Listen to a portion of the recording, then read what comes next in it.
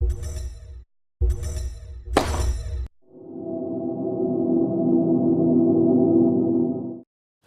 hi guys. I'm very much a bit part in the show, but I did work on it, and we're just here to talk to you today about accessibility for voice UIs. So, yeah, my name's Will Merrill. I'm an industrial designer by training, so I make physical products. I design physical products, be it from deodorant cans to autonomous vehicles. That's the kind of thing I work on, and this is my colleague Ruby. Hi. Yeah, my name's Ruby Steele. I'm a senior design strategist at Smart Design. I also am a service designer, an experience designer, and BBC Two fixer, I guess, for those that have seen the show. And my background is really in understanding people, so I do a lot of design research and going into homes and getting to the kind of, the crux of the matter with people. And yeah, so we work for a design consultancy called Smart Design, based over in Shoreditch. We've also got an office in New York, but we're a design consultancy, so a lot of clients come to us, and we really like to kind of market ourselves as putting a human perspective on innovation. So we really like to focus in on what value we can bring to humans, and really look at what kind of pain points people are experiencing.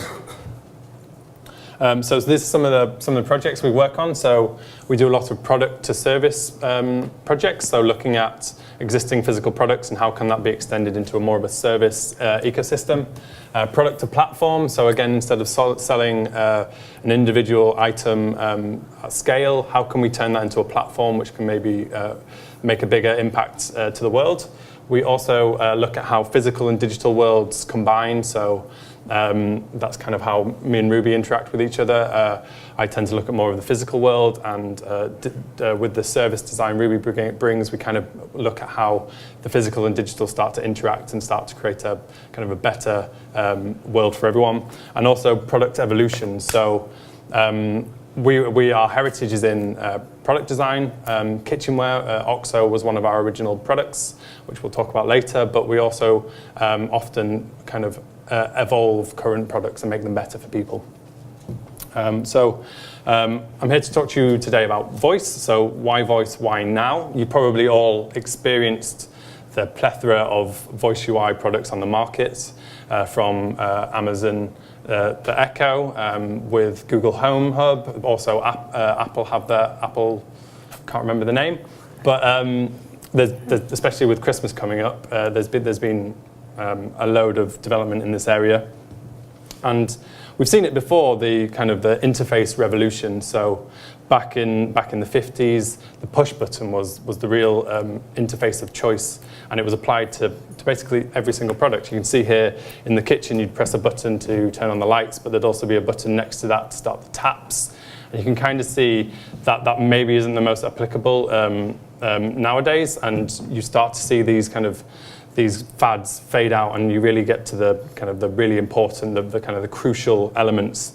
And again, that's kind of happened with screens. So a few years ago, you design a product, and a client would often say, "But where can we put the screen on this device?" And really, it only really makes sense for a key number of situations. And I think we're going through the same kind of thing with voice. So again, clients are saying, "How can we get voice into this?" And it's applying voice to stuff that maybe doesn't need voice. And I think we're getting to that point where we're starting to really find where we can add value by incorporating voice into our products.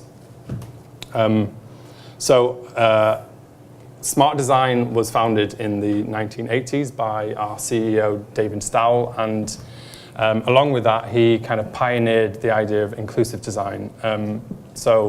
I'm sure you're all aware of what inclusive design is, but I'm just going to give you a bit of a crash course about what that might mean. So for us, we think you can learn a lot when designing for the extremes. So I'm sure you've all seen the famous bell curve before. So OXO was founded back in the 1980s with Sam Farber here. So he approached David back in the 1980s and said, "We've got an issue here. We have these products in the kitchen, and people just can't use them." He experienced this firsthand through his wife Betsy, who was in the kitchen making an apple pie, and she was peeling an apple, and she just couldn't use the peeler. I think we've got an example of it here. So you've probably all experienced this before, and for most people this works pretty well. It's you kind of get by and it works pretty well. But for Betsy, who had chronic arthritis, it really just didn't work for her. And Sam Farber thought things needed to change. So here's the bell curve. So what David and the Smart Design team decided to do was to look at the extremes of users. So most people kind of fit in the middle, kind of the average. They've got a kind of average ability. They're not professional chefs, but they don't suffer from arthritis, and the kind of products tend to work relatively okay for them. But what David and the team decided to do was to look at arthritis sufferers for one extreme, so someone who found dexterity to be a real issue, and then also look at the other end and look at pro chefs, so people who really needed the performance of this product to work really well. And they argued by looking at both of these types of people, you could design a product which would actually work for everyone much better than the existing products would. And so that's what they did, and they came up with the hopefully now famous OXO peeler. It's been entered into the MoMA, so it's now in the permanent exhibit at the MoMA, and it just recently won a Lifetime Design Award from Dezeen, I think, possibly, or Fasco. Anyway, Fasco. And so yeah, that turned into a global business with thousands of products now on the market, and it's all come from this idea of inclusive design, designing for a larger proportion of people to try and make products for everyone much, much better. And now I'm going to pass you over to Susan to introduce you to Ruby to introduce you to Susan. Almost. Yeah, I think when I last came to talk at the accessibility meetup, I was talking about designing for the extremes, and I had this hypothesis at the beginning, which was designing for the extremes makes better experiences for everyone. And I think that Big Life Fix is a really good example of where that is true. So I think I'm going to kind of pose that again. You know, if you design for the extremes, do you make better experiences for everyone? And Susan was certainly an extreme. She was one of the people that we worked with on the show. So I've actually done 5 projects now with Big Life Fix, and Susan was the final one that I did. It was a bit of a special case because Smart Design actually did it with me, and so rather than working on the project kind of alongside my day-to-day job, we actually did it intensely for 4 weeks, and we had a team working with us, which I'll introduce you to in a bit. But the point was, you know, it's a really interesting way of designing when you take one person that's in a really extreme circumstance and almost just kind of concentrate on one end of the bell curve to see whether you can create something that will be better for everyone. So Susan is 65 years old, and she's been living with MS for over 25 years. So she's got progressive MS, multiple sclerosis, which affects like pretty much every aspect of her life. Where it sort of started with sort of mild symptoms, it got progressively worse over time, and she's now in a situation where she's not able to walk. She's in a wheelchair. The dexterity in her hands is very poor, so she's not able to grip very well. I'll come back to that. She has carers that come into her home 4 times a day, so she has 2 carers that come in 4 times a day and do everything for her. So she's not actually able to sit up for herself. She needs help doing that and getting dressed and washing and eating and all the things that a lot of people take for granted. This is a little kind of important bit of information about Susan that makes more sense later on, which is that she absolutely loves owls. She used to be very involved with the Girl Guides, whose the kind of mascot is an owl, if you will. So she has millions of them all around her house. I didn't even bother to count, but there were a lot. So that was something that we would like you to sort of pay attention to. She's an absolutely wonderful woman. She's really articulate and funny, very well read, but she was basically becoming more and more kind of enclosed and, you know, and trapped because of her own disability.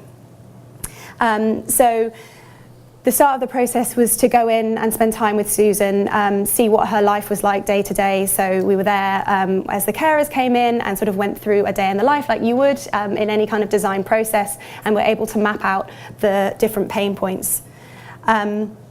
So her home is fitted with some devices to help her control things, but they were really kind of left wanting. You can kind of see here, this is an illustration of the kind of dexterity she has in her hand. This is the control for her wheelchair, and it does work fairly well because she can push this lever, but those buttons are actually really, really difficult for her to press. One of the things that she was using was something called the possum. Are people familiar with this device? I think it's quite old. Basically, the way that it works is it connects to lots of other devices in her home, her TV, her telephone, some of the lights and things like that. And it uses this menu in order to make those things work, basically.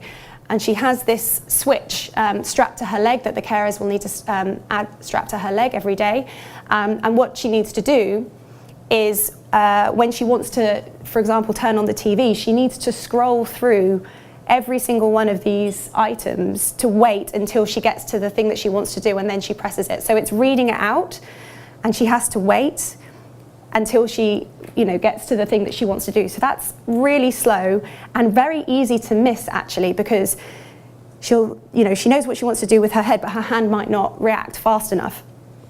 Also, this was how she would answer the phone. So the phone would ring, and she has to scroll through like BBC One, Channel 4, etc., to get to answer call. It was just, you can see how it came to be, because it was clever in the way that it could bring lots of devices into her, into allowing her to use them, but just very, very slow and very painful. And actually, there was a time that we were there when the phone rang, and I was kind of waiting to see what happened, and it rang and rang, and she was trying to answer it but missed it. And I said, were you intending to answer that call? And she was just like, well, yeah, but I can't do it fast enough, so this is just the way that it works. And she was an incredibly patient woman. She'd sort of just come to terms with her situation and got used to it, rather than because there wasn't really a huge amount of option for her. Equally, if she wanted to have something on the TV, what would usually happen is a carer would put the channel on that she wanted to watch, but then she would just have to stay watching that until the carers came back, because the effort of trying to change the channel was just too much. She was really, really kind of sweet about it. But for us, we just felt like in this day and age, that's totally ridiculous that anyone needs to live like that when the rest of us are doing about 15 different things at once. We're watching TV, we're listening to this, we're doing that. And why is it that she can't even do the most basic things? So as a kind of design consultancy, and we're sort of always thinking about all the different kinds of new technology, voice UIs seemed like an obvious answer for her. So it's something that doesn't require pressing any buttons, it doesn't require anything too difficult. So and we know that it can also connect to all the things that she might want to control in her house, like the TV and the lights, and even making and receiving phone calls. So why isn't that the answer?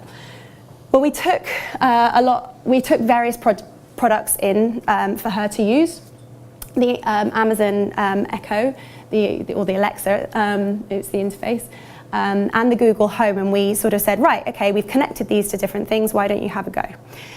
Now the problem is these have been designed for not people like Susan. They've been designed for the super tech savvy people that are super used to technology and all the things that they can do, rather than thinking about how someone who, effectively she's kind of been left behind by technology. She hasn't been able to use a computer or a mobile phone or anything like that in many, many years. So she doesn't even have like a mental map of the kinds of things it can do, let alone know how to interface with it. One of the problems with her MS is the fact that, especially as it gets later in the day, it starts to affect her cognitive ability.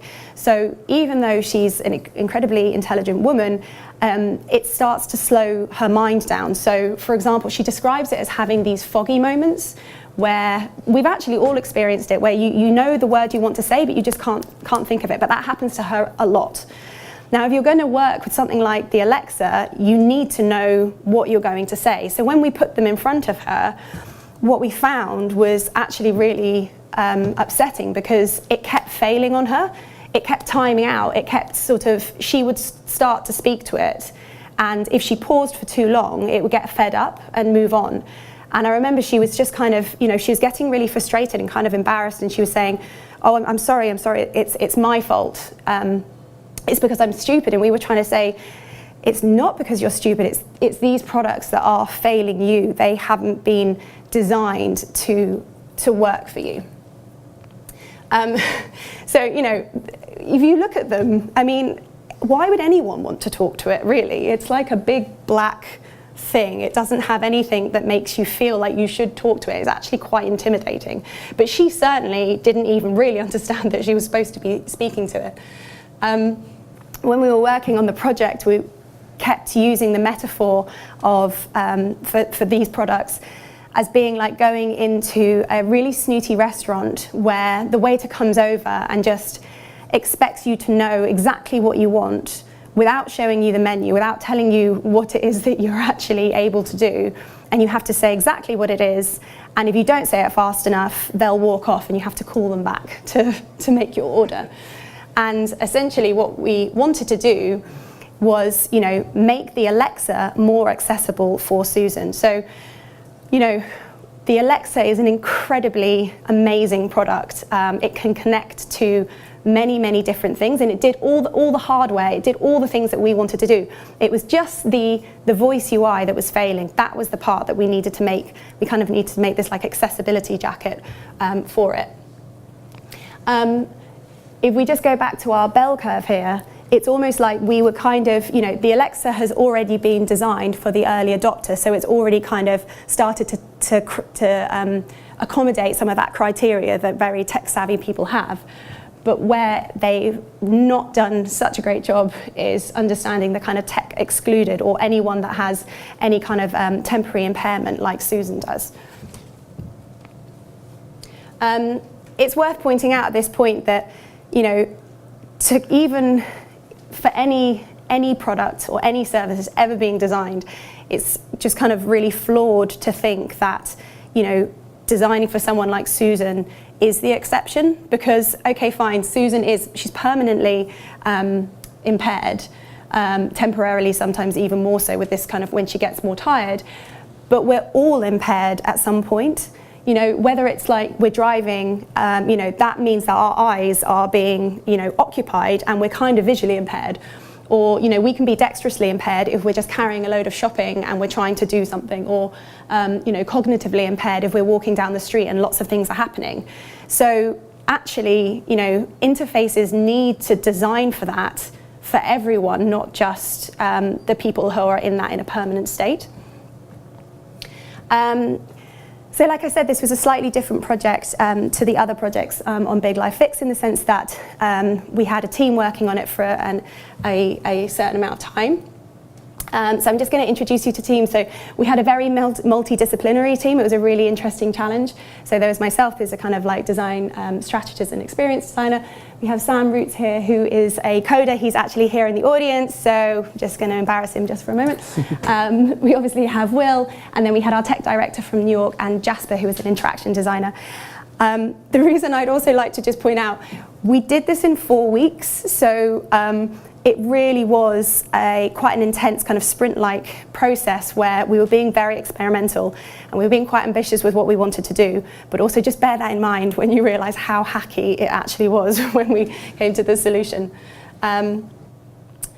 So one of the things that we wanted, before we kind of show you what the solution was, we thought it'd be really valuable to kind of pull out our 3 key learnings about designing for voice, because we kind of came up with these 3 principles that we realised about, especially when designing accessibility for voice UI. So I'm going to pass back over to Will at this point to tell you about those 3. Yeah, so like Ruby said, it was an amazing project, but I think with every project you should often try and reflect and think about what learnings you can take forward to any other project you might do. So in this case, we came up with three principles we think that most, if not all, people could incorporate into a Voice UI project. The first one being personalize the content. So this is the Alexa skill store. So a skill being to Alexa as apps are to the iPhone. And there are currently, I think there are maybe 15,000 skills on the skill store. And most of those have 0 ratings and just aren't used. And that's because there is this opacity to the device. You just can't see what it can do. There's no real way of knowing its capabilities.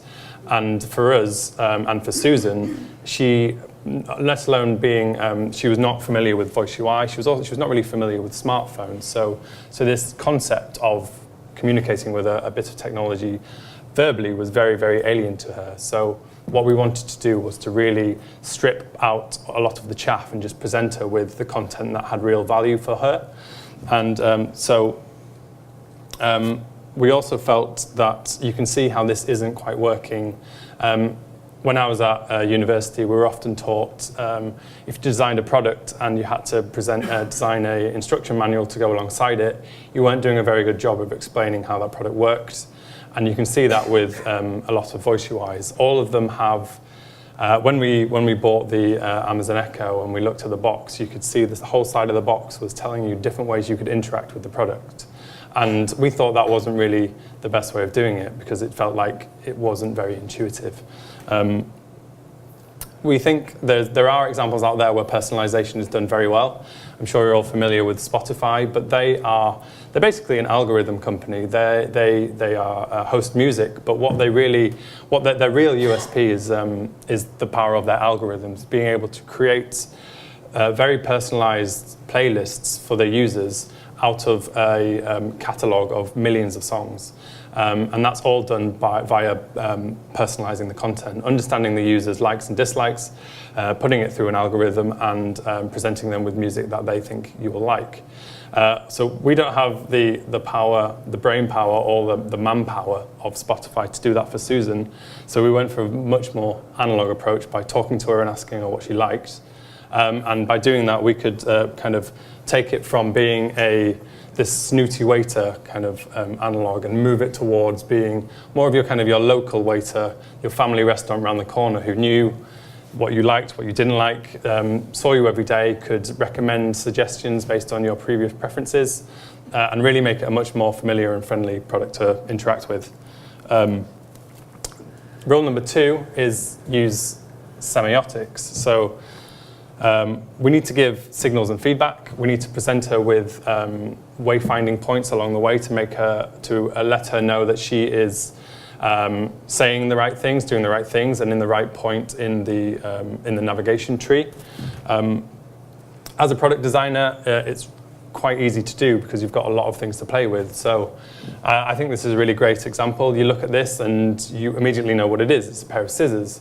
But kind of why do you know it's a pair of scissors and how do you know how to use it? So you kind of look at it and you think, well, there's 2 holes there and it looks kind of like finger-shaped. You probably put your fingers in there. And then there's a bit of metal at the end and it looks kind of sharp, so it probably cuts things. And you can kind of start to figure out how this product might work just by looking at it. But with Voice UI, you have none of that. It's really opaque, especially with these current ones, which kind of just sit there and wait for your response. So what we wanted to do was try and bring some of these kind of visual semiotics and turn it into more of an audio semiotic to give her kind of waypoints and guidance along the way. So here's an example of where feedback doesn't really work out very well. So the Santander bikes, the Boris bikes, when they were launched, they all had a keypad to unlock the bike, and you were given a code, you pressed in the code, that unlocked the bike and you could cycle away. But about a month after these being installed, you could go along and look at these keypads, and it looked like they'd all been vandalized. They'd been scratched, they'd been broken. And that wasn't because there was some person going along and breaking them. It was because there was no feedback. When you pressed the buttons, there was no visual feedback, so there was no lights, there was nothing to tell you that you'd press the button. There was no tactile feedback, so the buttons, there was no kind of depression, there was no movement within the keys, and there was no audio feedback. It made no sound. So people didn't know that they were inputting the codes, they just couldn't tell. And that created this frustration, and people resorted to using keys and anything they could find to try and enter the keypad. When they turned into Santander bikes, they updated it with just a simple bit of code to present a bit of audio and visual feedback, and it stopped happening. Another point I'd like to talk about, I think this is a really great example of how you can have a rule which then evolves over time and maybe stops being as valid.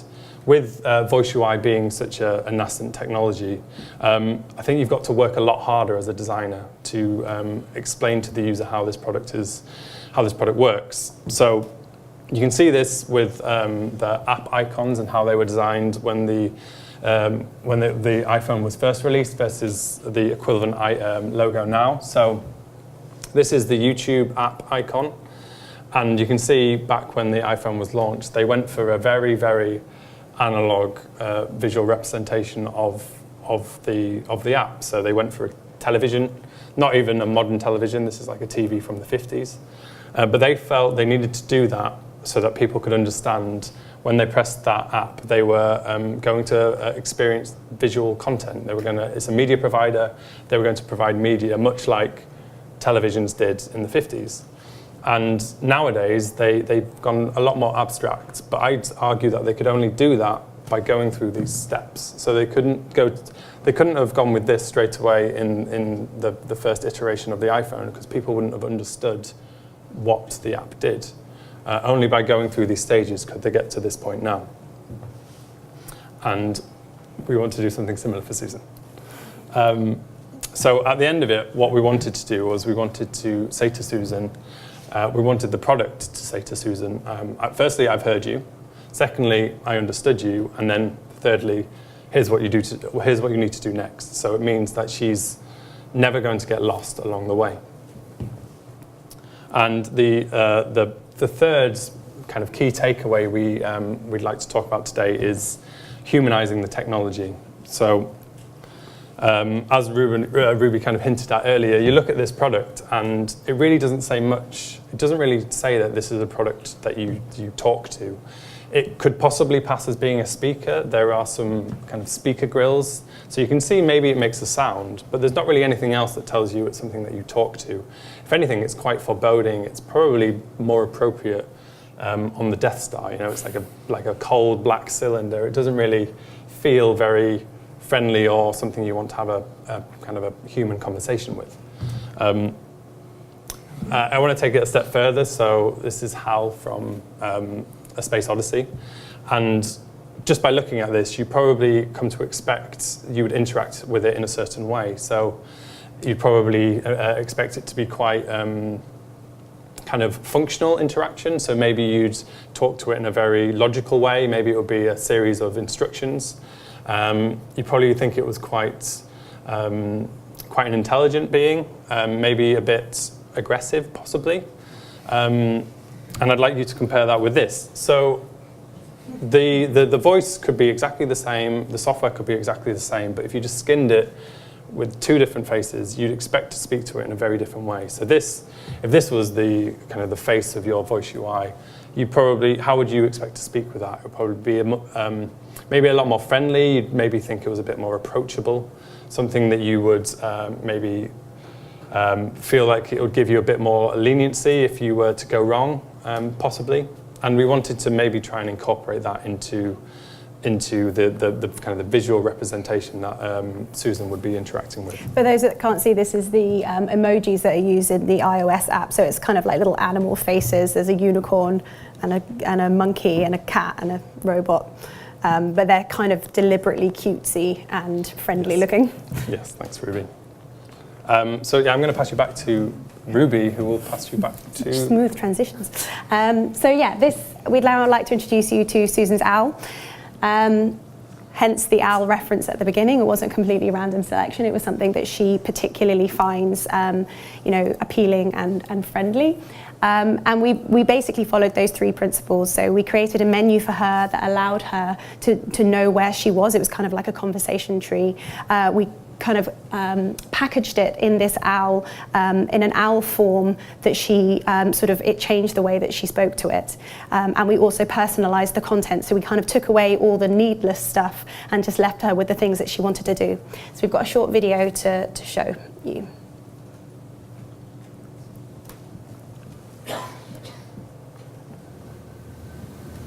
There's all sorts of things that I can't do now because of the effects of the MS.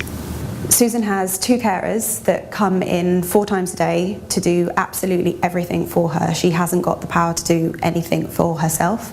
They wash her, they dress her, they help feed her. To Susan, that's what the reality is. So if she thinks that she wants to reach out to her daughter because she's having a bad day, she can't do it. And it's hugely isolating for her. The MS affects my eyesight, so now I cannot read. My hands shake constantly. I cannot get the words out that I know I want to say. Most technology is designed for the masses. It's assuming a certain level of ability, and it means that a lot of people get excluded because if you've even got a mild impairment, you aren't going to be able to interface with technology in the same way that other people can. At Smart, we strongly believe in the practice of inclusive design, to design things that work better for a wider range of people, and to really try and combat products that stigmatise certain groups of people. When Smart Design got involved with BBC Two's Big Life Fix television series, we needed an entirely new approach to voice UI to create her very own voice-controlled assistant in the form of her favourite animal, an owl. Okay, lovely Susan, what would you like to do? Voice control is still in its infancy, and for users with accessibility needs, it can be rather frustrating and unhelpful. Susan's MS causes what she describes as foggy moments, where she cannot think of a word that she needs to say. But voice control technology currently demands that you say exactly what it wants to hear in a certain time. So the design we created for Susan was, in layman's terms, a kind of accessibility jacket. It's like a wrapper around that core Amazon Alexa service, and it provides access to someone in Susan's position. Alexa, open my special menu. Okay, lovely Susan, what would you like to do? The massive advantage of voice is it gets around her physical limitations. She doesn't have to press anything, she doesn't have to hold anything. But where it fails is in its ability to meet her cognitive needs. People need a lot more than just the words you say. They need visual cues and gestures to help understand what's being said. But that's missing with a lot of these home hubs like Amazon and Google Home. So for Susan, we wanted to give her something which connected with her more emotionally. So we created an owl which was patient, it gave her time to think, and it allowed her to feel more connected to the technology. The ultimate goal for the menu was to create a situation for Susan to lead her along the way. So for example, if she wants to listen to music, the beginning part of the navigation is, do you want to listen to something, watch something, or call someone? Listen to something. Okay, Libby, let's listen to something. Pick what you would like to do.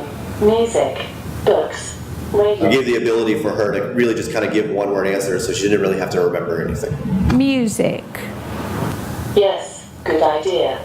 Some music would be nice. What shall we listen to? Last played. Genres. Surprise me. Do something else. Genres. Okay, pick your favorite. 60s. Musicals. Country. 60s. Play 60s playlist. Watching Susan interact with the menu for the first time and watching her giggle. As soon as she started talking to the owl, you could see that the interactions changed completely. She was much more engaged, she was much happier. The owl gives Susan the freedom that the rest of us enjoy without even thinking. She's now able to make a phone call or play music or change the channel on the TV.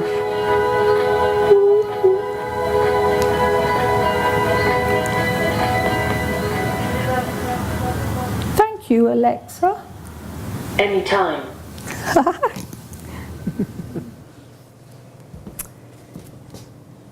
So yeah, in summary, you know, we took an already quite brilliant product, but you know, made it accessible for Susan. There's kind of a whole other talk about how we managed to do this because it's actually very, very difficult. Although the Amazon platform is very open and it allows you to create skills as, like, even if you're not really a coder, you can just about create a skill. What it doesn't do is it doesn't allow you to have, so the menu itself was a skill, but that wasn't able to open another skill. So we had to do a few cheeky little workarounds, like basically at the end of a menu, kind of sort of path on the tree, it would then, we had a master dot that would have the menu on it, and it would tell the servant dot what to do. So it would spit out the kind of the outcome of that path on the tree was just the correct command for the Alexa to do what it needed to do. This was not the first iteration of trying to get this to work. We did it with a Raspberry Pi and something called Snowboy, which is kind of its own voice UI. That was horrendously bad and didn't work at all. And it was kind of like later in the game that we realized that we could actually have two dots talking to each other because you can actually have separate wake words for different dots. But that's sort of essentially how it works, and it kind of it meant that we weren't touching any kind of hardware. We were just creating something that allowed us to kind of, you know, help her navigate. So the other thing to point out is actually the owl itself is, as you can see, lit up to try and kind of exaggerate some of the existing interface that the Alexa actually has. So the owl will go blue when Alexa goes blue. So Susan knows that when the owl is blue, Alexa can hear her. We wanted the owl to kind of feel like more of a presence in the room rather than the kind of foreboding black cylinder. We wanted the owl to kind of, it would kind of like breathe very softly, so the light would kind of go up and down just so that it kind of felt like there was something there. And it was all these little things that we did to try and help create this menu.